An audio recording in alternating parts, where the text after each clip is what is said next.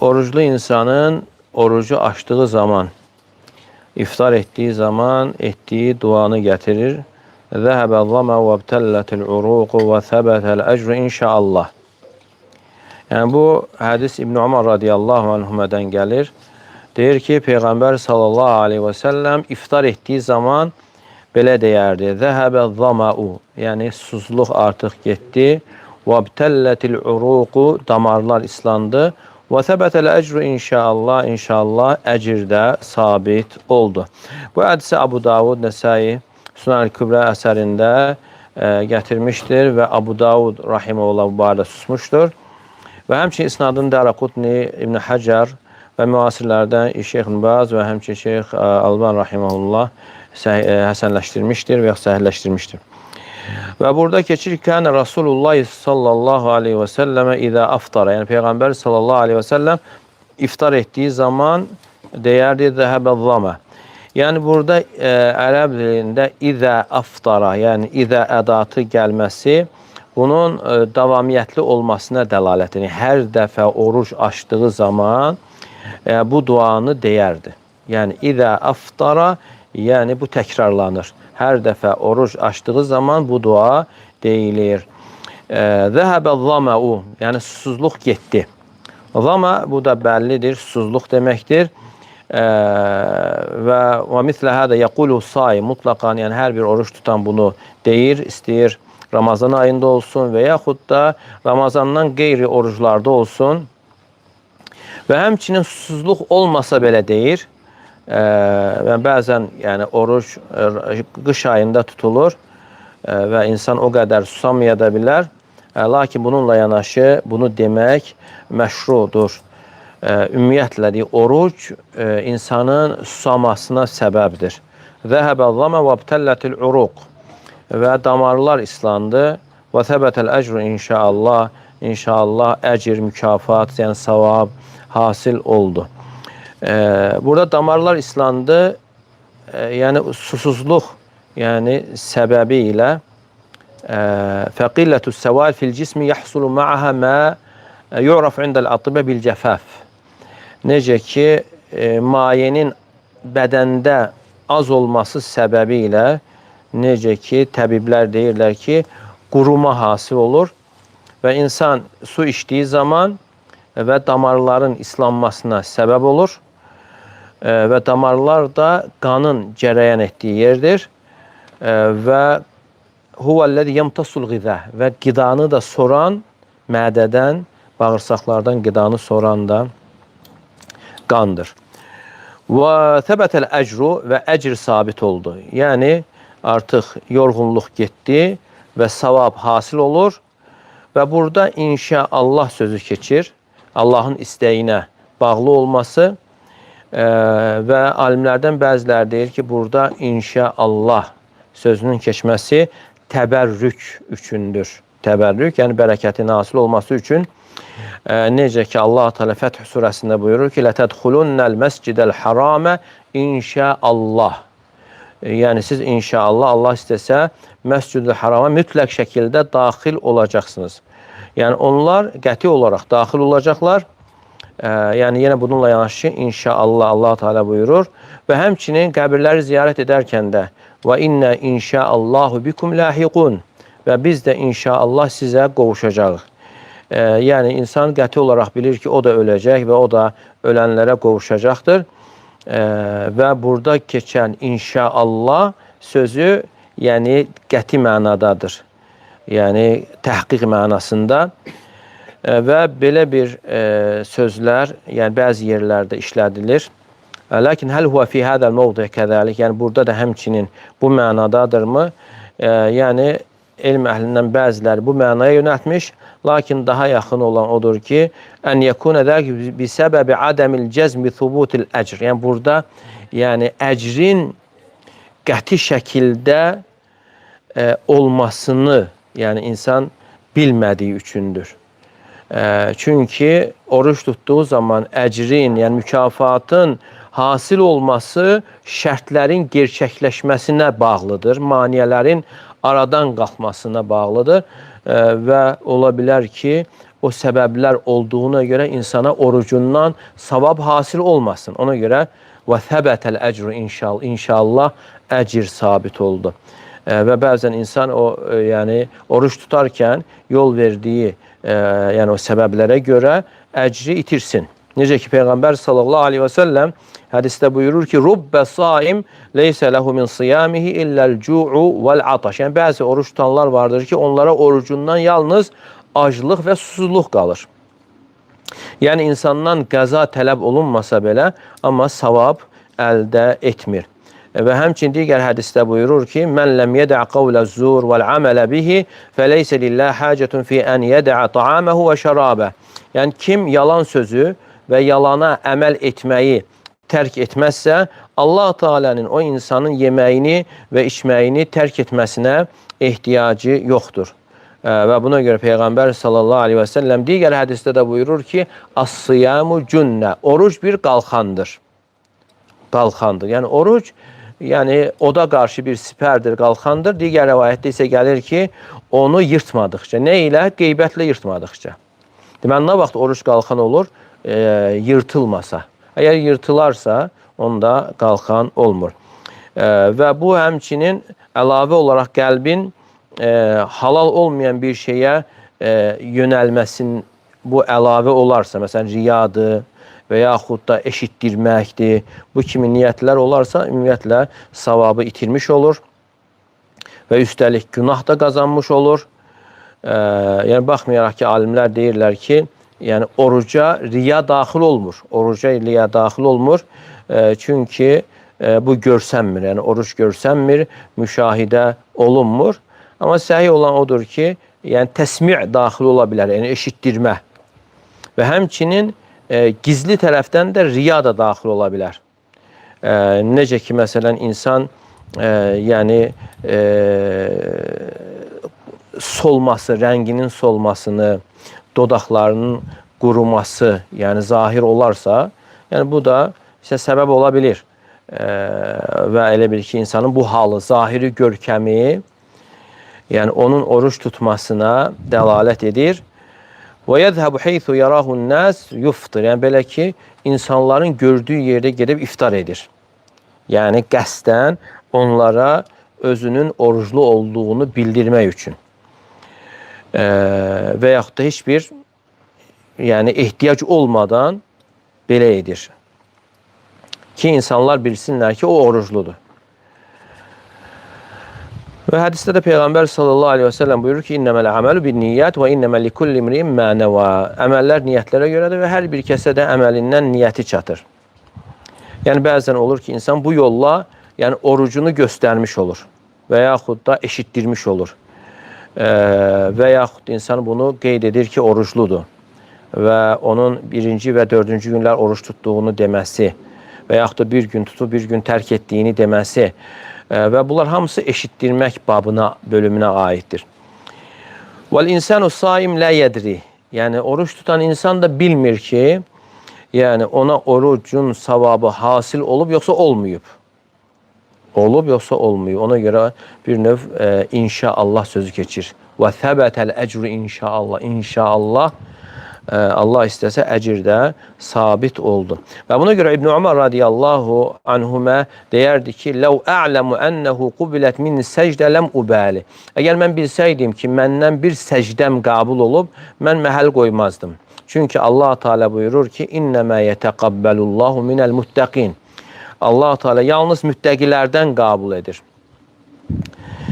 Yəni o kəs ki, onun səcdəsi qəbul olunub, ondan artıq bu vəsf, yəni təqva vəsfi gerçəkləşmiş olur. Əgər bu vəsf gerçəkləşərsə, artıq insan nicat tapanlardan olur, xoşbəxtliyi əldə edənlərdən olur Allah qatında. Və buradan da, yəni burada gələn məşiət bağlı, yəni məşiətə bağlı olması, yəni inşaallah deyilməsi də, yəni bu baxımdandır ki, yəni bəzən əcr hasil ola bilər, yəni savab hasil ola bilir və bəzən də hasil olmur. Amma hər bir halda mömin Rəbbi barəsində zənnini gözəl tutmalıdır və xeyrə ümid bəsləməlidir və ibadətini onu körləyəcək amillərdən qorumalıdır. Deməli, sonra bu hədisdə gəlir ki, zəhəbə-zəmə və btəllətil-uruq və səbətəl-əcru inşallah. Artıq susuzluq getdi, damarlar islandı və inşallah əcr də sabit oldu.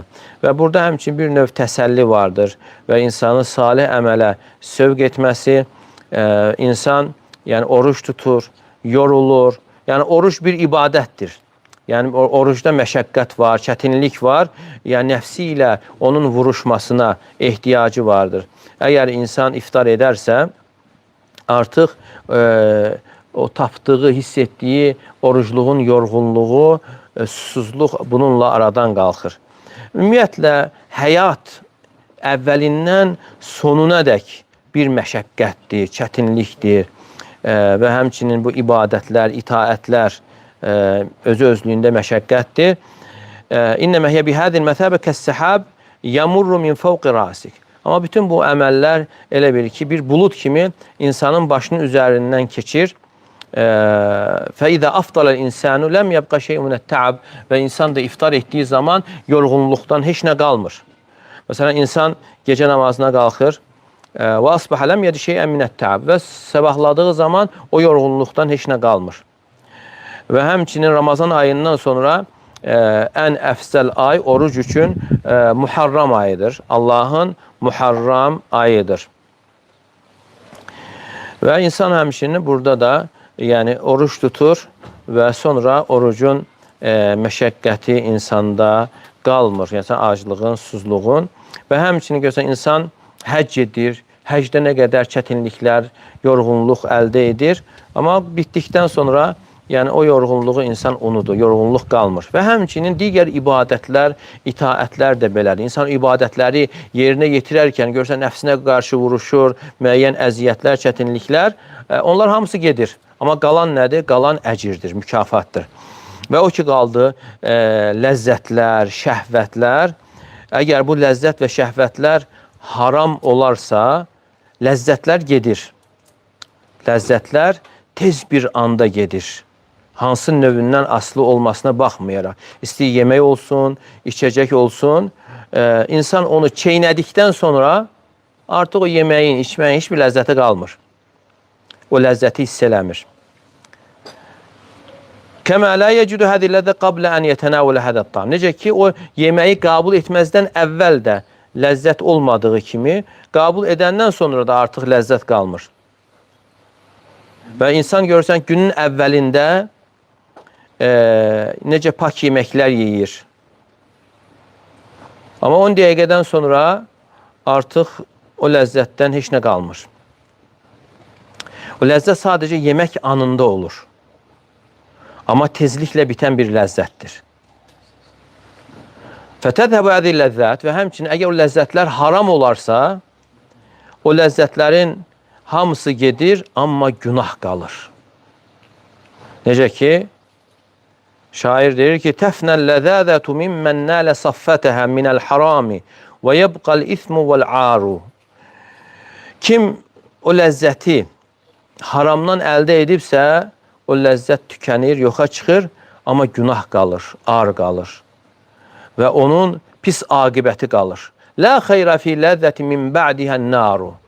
O ləzzətdə hansı xeyr ola bilər ki, ondan sonra cəhənnəm atəşi vardır. Haram ləzzətlər insanın balansında qalır. Balans olaraq qalır. Deməli, ləzzət Əlləti kən təcdibu ilə hədil masiyə insanı o günaha cəzb edirdi və onun pis aqibəti qalır.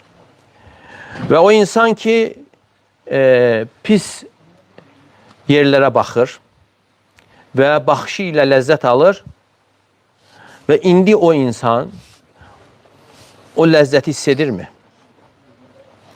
Yəni, o ləzzətdən ayrıldıqdan sonra o baxışın ləzzəti qalırmı? Əlbəttə ki, yox. Amma qalan nədir? Qalan günahdır. Və yaxud da, məsələn, insan 40 il, təsəvvür edək ki, bir insan 40 il, 50 il bütün ömrünü haram ləzzətlərdə, şəhvətlərdə keçirib. Məsələn, indi ona sual verirsə hal-hazırda, o ləzzətlərdən nə qalıb? Yəni dünənin belə ləzzəti varmı? Yox, onların heç biri qalmayıb, amma günahlar isə əməl dəftərində qalmışdır. Günah qalır, qəlbin qaranlığı qalır və qəlbdə qara nöqtələr qalır. Çünki o günahlar, fitnələr insanın qəlbinə həsirin çubuqları kimi bir-bir ərz olunur. Nəhayət qəlb qaralır. Və buradan da, yəni insan bu duanı dediyi zaman zəhəbəz-zamə, artıq oruç açdığı zaman susuzluq getdi, damarlar islandı. Yəni həyat da belədir. Əvvəlindən sonunadək. Həcdən qayıdırsan. Amma həcdə nə qədər yorğunluqlar, amma orada olanlar insana yəni bir xatirə kimi qalır. Hansı ki insan nə qədər yorulmuş, izdihamlar və sonra ona deyiləndə insan həmən yorğunluqları bir xatirə kimi, yorğunluq kimi, yox xatirə kimi xatırlayır. Burada da həmçinin zəhəbəz-zamə və btəllətil-uruq. Yəni susuzluq getdi, damarlar islandı və inşallah əcirdə, mükafat da, savab da hasil oldu. Yəni yorğunluq getdi, izdiham getdi, savab qalır. Həmçinin bütün ibadətlərdə belədir. Əgər insana bir xəstəlik üz verərsə, insan ona razı qalarsa, səbr edərsə, ona bundan sonra deyilir ki, zəhəbəz-zamə, susuzluq getdi. Yəni, eyni ilə, yəni o yorğunluq gedir və səbr etdiyi xəstəliyin insana savabı qalır. Və insan özündən çıxmamalı, etiraz etməməli və xəstəlik üz verdiyi zaman of deməməli. Və həmçin digər müxtəlif növ bəlalar insana üz verdiyi zaman üzərinə düşən səbr etməsidir. Və bundan sonra hamısı gedir, qurtarır və müsibətin ilk anında gərək insan səbr etsin. Hətta ləv mətə hədəl marid fəhədəl marad kəffara. Hətta o insan xəstəlikdən ölsə belə, xəstəlik insan üçün kəffarədir. İnsan bundan sonra rahatlığa doğru gedir. Elə bil ki, insan bütün bunların hamısında yəni xatırlamalıdır ki, onlar yorğunluqlar, susuzluq hamısı gedir, damarlar islanır və Allahın izni ilə əcir sabit olur. Yəni elə bil ki, insana bağlanan bu cihazlar, hansı ki o cihazlardan insan əziyyət çəkirdi. Komada olduğu zaman, reanimasiyada olduğu zaman, əgər o xəstəlik səbəbi ilə insan səbr edərək dünyasını dəyişirsə, ondan sonra insan rahatlığa gedir.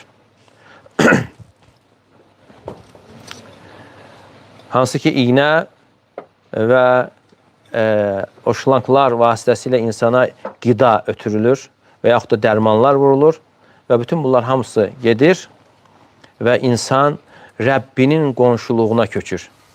Əgər iman əhlindəndirsə və bu məşəqqətin hamısından rahatlığa çıxır və əcrini də tapır. Və bu elə bil ki, bütün işlərə aiddir. Bütün işlər, tək oruca yox, yəni bütün ibadətlərdən sonra yorğunluq gedir, savab qalır. Günahlarda isə əksinə ləzzətlər gedir, şəhvətlər gedir, günah qalır. Bu hədisin faydalarından iftar zamanı bu duanı deməyin müstəhəb olması. Yəni Peyğəmbər sallallahu aleyhi ve sellem iftar vaxtında bu duanı deyərdi. Və həmçinin müstəhəbdir ki, iftarı tez etmək, yəni məğrib girdiyi zaman gecikdirməmək. Yəni gün batdısa dərhal iftar etmək. Çünki hədisdə Peyğəmbər sallallahu aleyhi ve sellem buyurur ki, "La yazalu nas bi xeyr ma accalu fitra." Yəni insanlar xeyir içərisində olar nə qədər ki onlar iftarı tezləşdirirlər. Tezləşdirir o demək deyil ki, vaxtından tez, yəni məğrib olan kimi, gün batan kimi dərhal etmələridir. Və sahurun əksi olaraq sahuru nə qədər gecikdirərsə o qədər yaxşı. Yəni sübh namazına, əzanına yaxın etmək. Və həmçinin faydalardan, yəni heç kəsin əməlinin, yəni orucunun qəbul olması və əcrin də sabit olması qəti şəkildə deyilmir. Yəni çünki bu dua ümumidir və bu da Əhlüsünnə vəl Cemaənin etiqadıdır. Mu'təzilənin əksi olaraq. Çünki Mu'təzilə yəni Allahın üzərinə qula savabı verməyi vacib görürlər.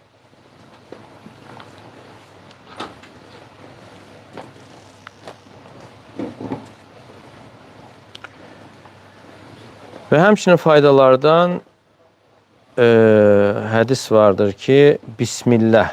Peyğəmbər sallallahu aleyhi ve sellem iftar etdiyi zaman Bismillah, Allahümme leke sumtu ve ala rizqi aftartu. Bu səhih deyildir. Bismillah, Allahım sənin üçün oruç tutdum, sənin ruzinlə iftar etdim, bu səhih deyildir. Səhih olan bayaq götürdüyümüzdür. Zəhəbə zama və btəllətul uruq və təbətəl əcru inşaallah.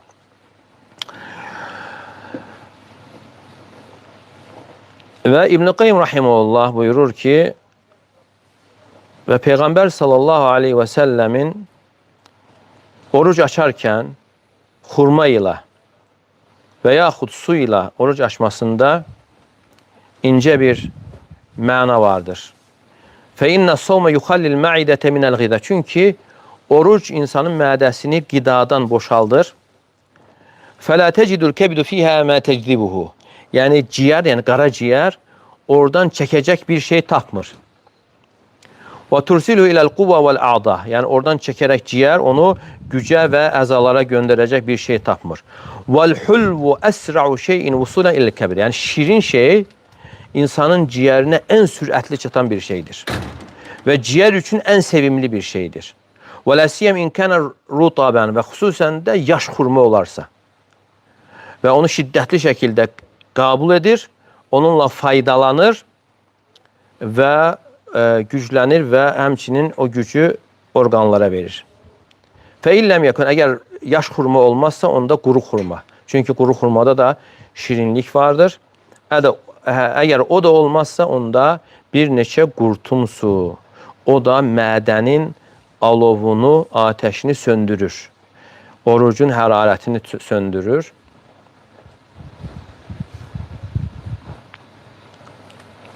Həmçinin faydalardan Munavvir rahimehullah deyir ki, və kən Nəbi sallallahu aleyhi ve sellem yahuddu ala fitr bit təmr.